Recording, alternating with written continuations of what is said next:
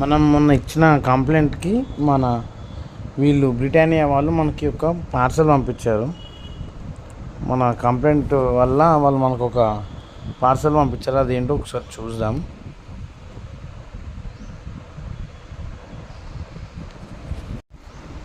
వాళ్ళు మనకు పంపించిన పార్సల్ ఏంటంటే ఇది.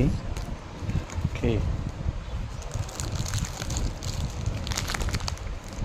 ఇందులో ఈ న్యూట్రీ చాయిస్ బిస్కెట్ ఉంది, 50-50